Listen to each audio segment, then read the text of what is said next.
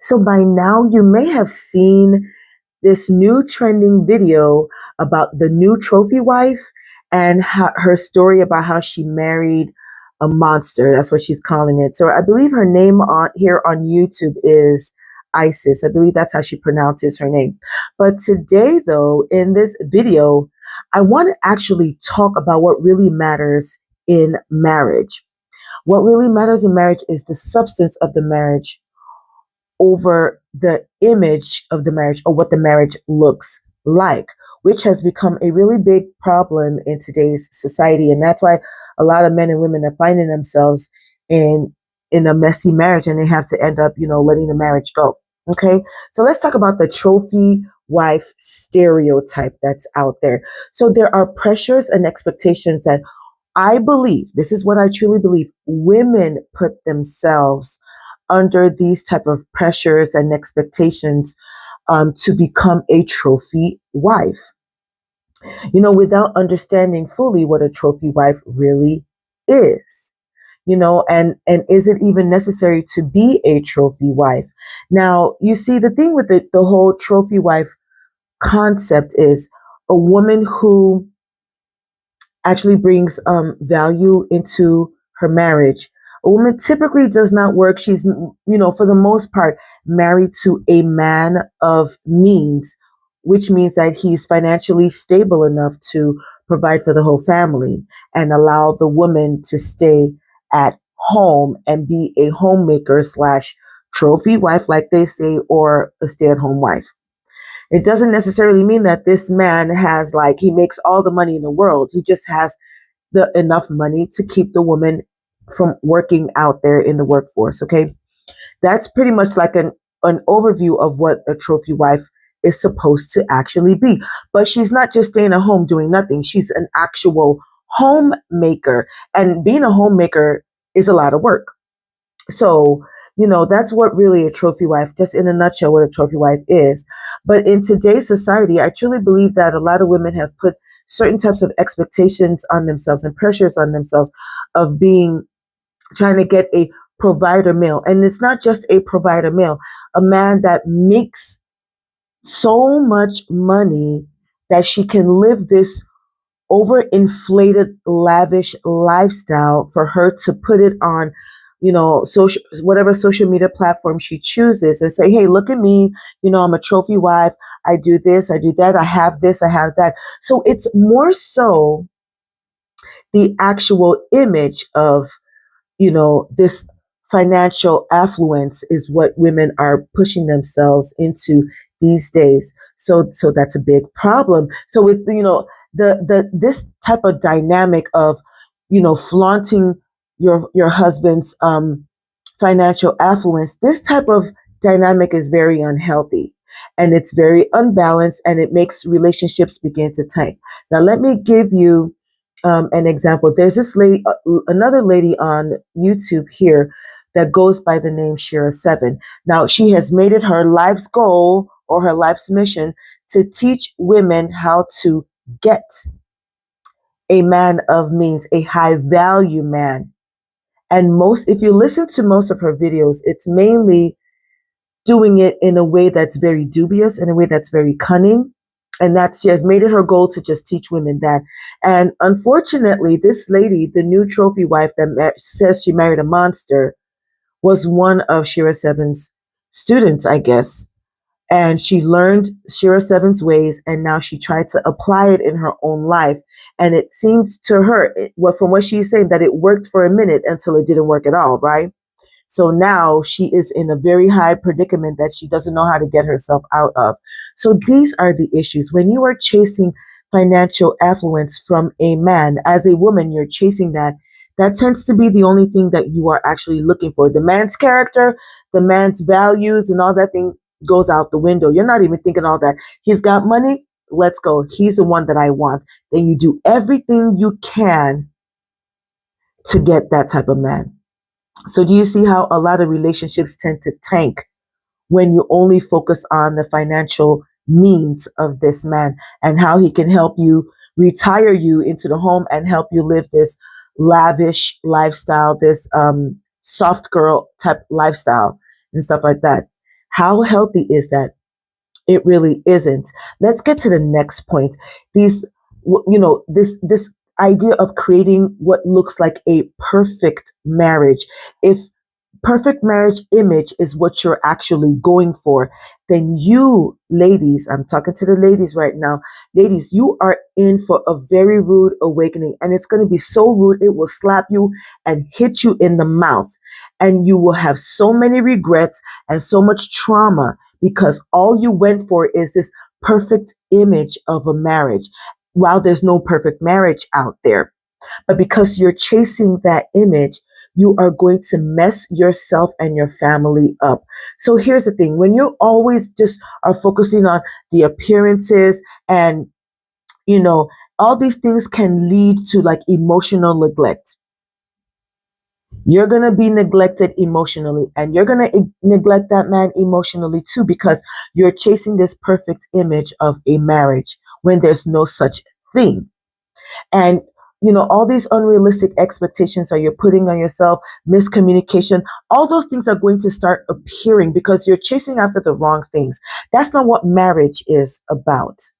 Okay, and we'll get into what marriage truly is about in a few minutes. Okay, so because you're chasing the perfect marriage, this image of what a perfect marriage should look like according to social media. So you're looking at social media, and from what you're seeing, you're trying to recreate that in your own marriage. So because of that, you tend to like ignore all these red flags in the man that you are either married to or looking to get married to. You ignore all these red flags, okay? Or this potential monster behavior. If I have to use the new trophy wife's words, this monstrous behavior, you're going to ignore that. All these red flags, you're going to ignore it. You will see it, but you're going to choose to ignore it because you're chasing after his means. You're chasing after what you think he can provide for you financially. You're chasing after this appearance of financial affluence. So you're going to ignore all those red flags. And even if the man has this controlling, like over the top controlling tendencies, okay, or all these narcissistic behaviors in him, you're going to ignore all of that because all you see are dollar signs. And all you see is this magnificent lavish lifestyle that he could provide for you. So you all those things that would make a marriage crumble, you're gonna be like, nah, that'll take care of itself. As long as I got the bag from this man, to hell with those red flags. But the sad thing about red flags is they don't stay hidden forever, and they don't stay hidden for long. They will eventually resurface because you refused to actually address them while they were there. Okay. Okay. So let me give you an example of what I'm talking about. According to the new trophy wife, in her story, the story that she was telling us with her own lips now, she was saying that her husband, when she first got married, because she said that after 1 week of meeting this man, they got married.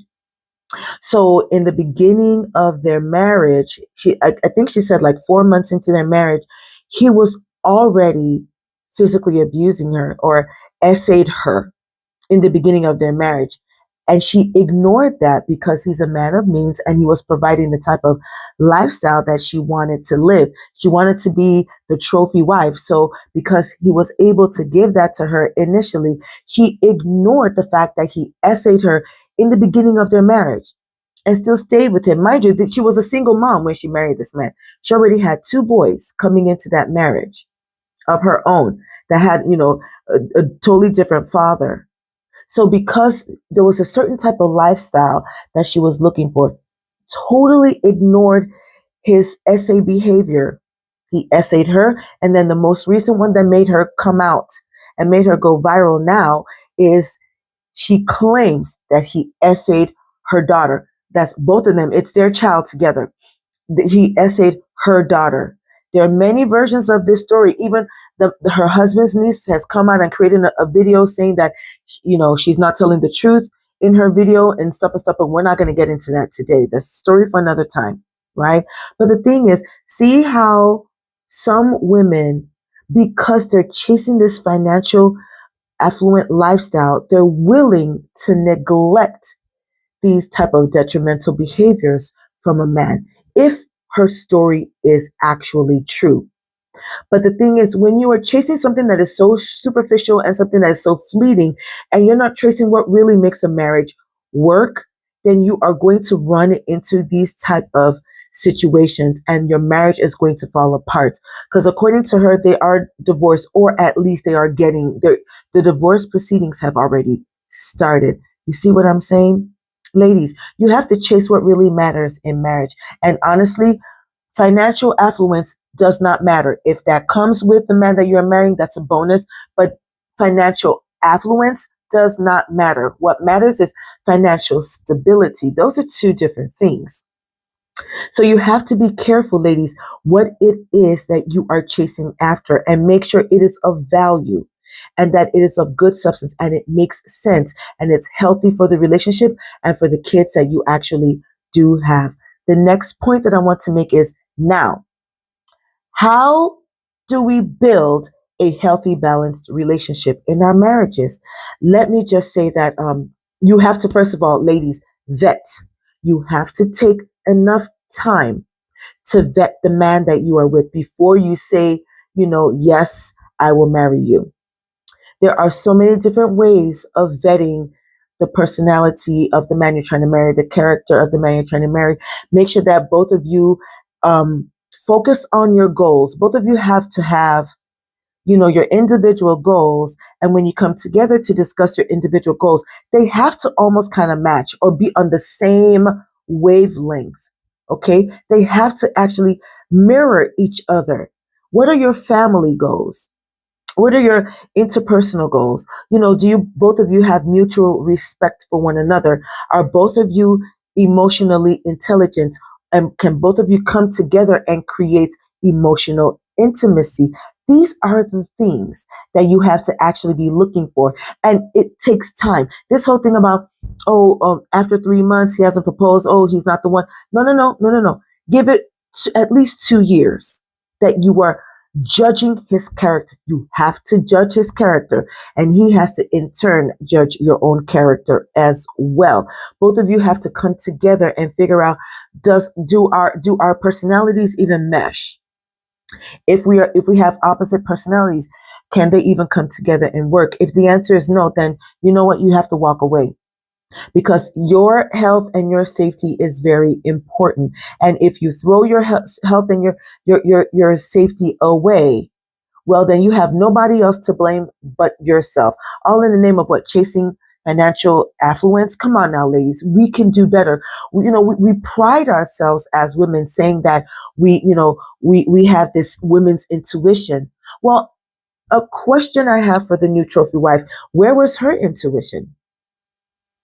Right? Women always say that, oh, they have intuition. Where was her intuition? She was willing to numb down, dumb down her women's intuition just because that man could afford her the type of lavish lifestyle that she wanted to live. She was chasing the bag from that man instead of chasing the health of herself and the health of the children she was bringing into the marriage, and figuring out how her marriage could work. So she, in a sense, messed herself up and messed her kids up. By her own hands, she did this to herself. And unfortunately, it's so sad, she did it to her daughter too. Indirectly, yes, she did. She let that slide and she let it happen. Whether it be her husband that essayed the daughter, or like the husband's niece said, her son that essayed the daughter, doesn't matter. What matters is this lady completely chose to ignore the things that were going on, the dysfunctional things that were going on in her own household. She chose to ignore it, and look at where it ended her. Look at where she ended, she and her children.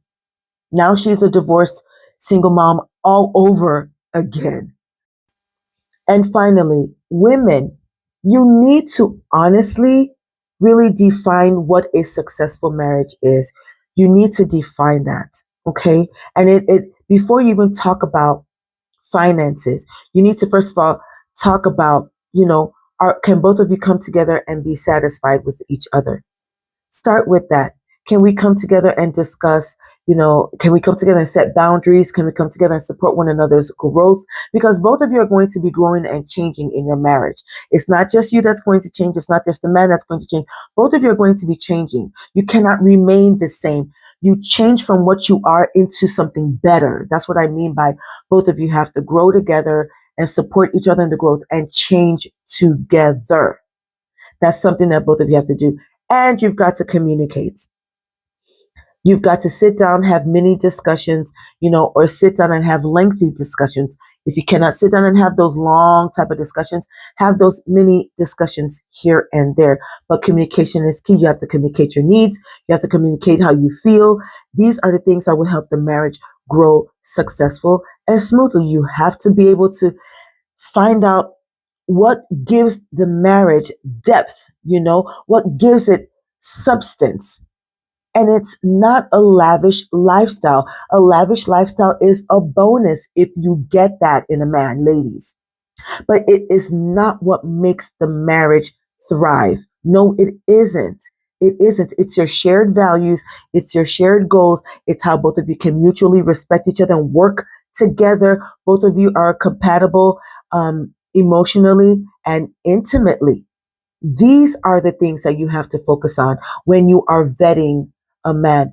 Stop chasing being a trophy wife. Instead, chase being the woman who brings value into her marriage.